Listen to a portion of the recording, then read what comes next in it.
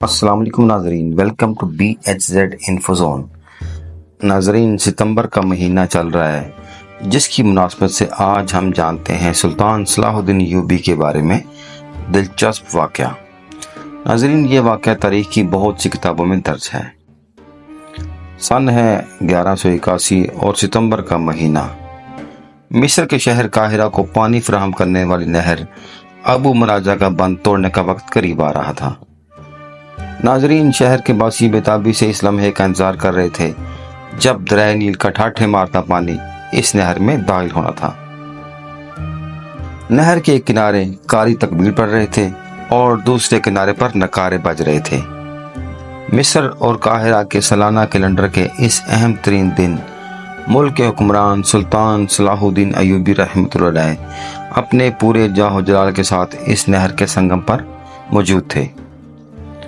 ناظرین، اس بار ان کا سامنا کسی فوج سے نہیں بلکہ قدرت سے تھا۔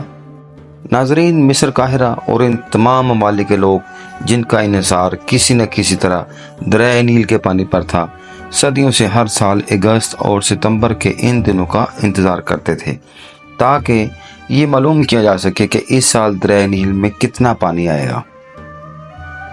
ناظرین، آپ سب جانتے ہی ہیں مصر میں بہت سے حکمران آئے اور بہت کچھ تبدیل ہوا، لیکن ایک چیز جو ہمیشہ قائم رہی وہ دریائے نیل پر ہونے والی سالانہ تقریبات تھی۔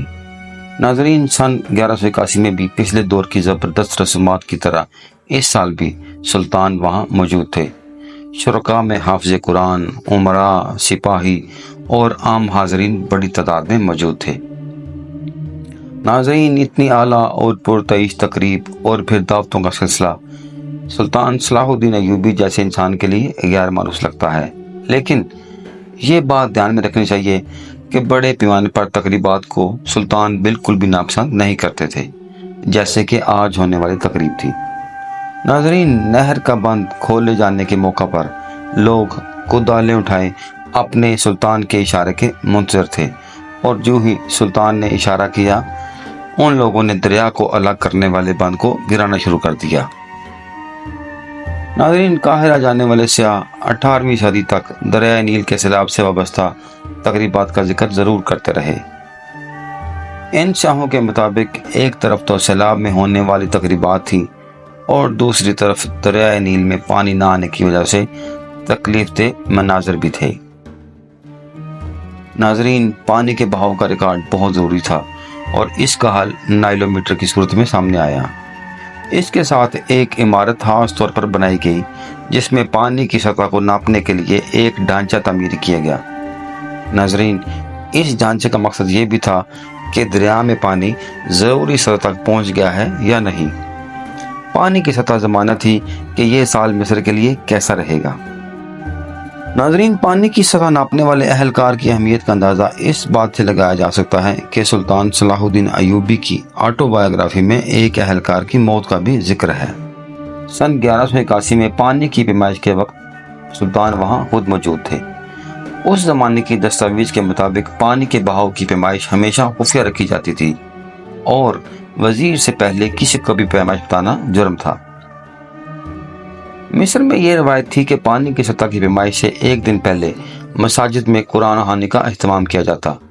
مصر کی جامع مسجد میں سلطان صلاح الدین ایوبی کی دلچسپی اس مسجد کی بحالی کے کام سے لگائی جا سکتی ہے۔ ناظرین، اس مسجد کو دریا کے لیے بہت ہی اہم سمجھا جاتا تھا۔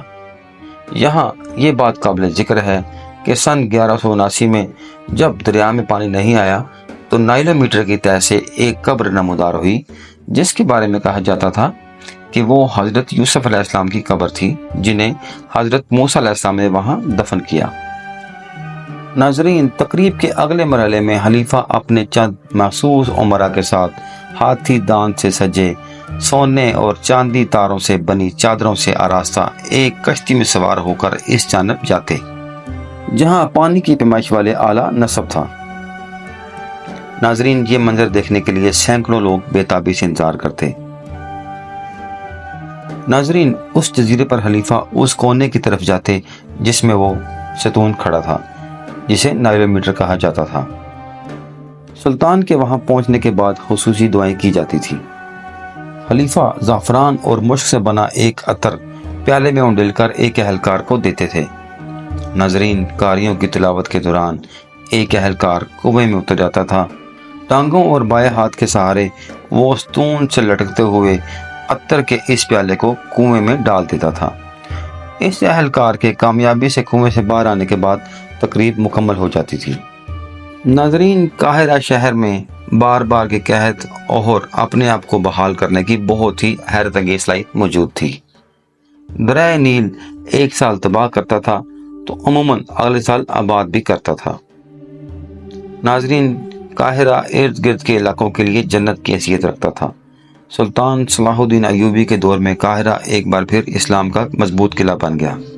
غیر ملکی طالب علم قاہرہ کی مساجد کا رخ کرتے، یہ لوگ مقامی عورتوں سے شادیاں بھی کرتے تھے، جس کی وجہ سے یہ شہر اور دنیا کی آبادی میں مختلف قوموں کا تنوع رہتا۔ تو ناظرین، امید ہے آپ کو ہماری آج کی ویڈیو ضرور پسند آئی ہوگی۔ ہماری حوصلہ افزائی کے لیے ہمارے چینل کو ضرور لائک کریں، شیئر کریں اور سبسکرائب کریں۔ شکریہ۔